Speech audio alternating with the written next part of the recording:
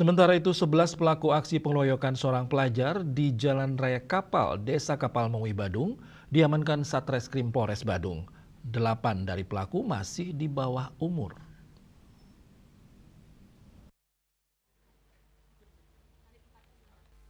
Aksi pengeroyokan terhadap seorang pelajar berinisial IGSPP, siswa kelas 2 SMK ini terjadi pada 31 Januari di Jalan Raya Kapal.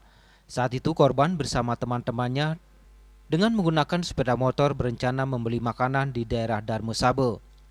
Korban melihat segerombolan kendaraan di Jalan Raya Kapal lalu korban putar arah karena mengira ada razia. Selanjutnya korban dan teman-temannya berhenti di depan sebuah toko di Jalan Raya Kapal. Tiba-tiba datang segerombolan orang yang tidak dikenal korban, menabrak motor korban sehingga korban terjatuh ke tanah. Segerombolan orang tersebut mengeroyok korban sampai kepala berdarah dan tergeletak.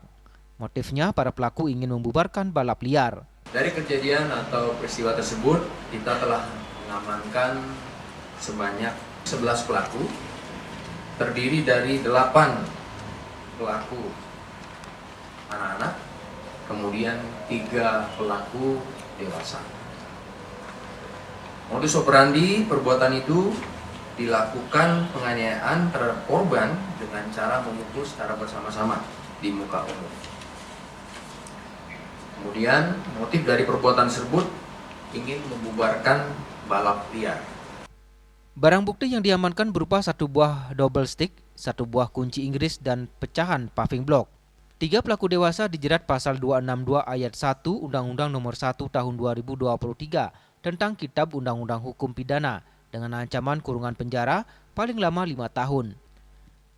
Sedangkan pelaku yang masih di bawah umur tidak dilakukan penahanan berdasarkan Undang-Undang Sistem Peradilan Pidana Anak Nomor 11 Tahun 2012.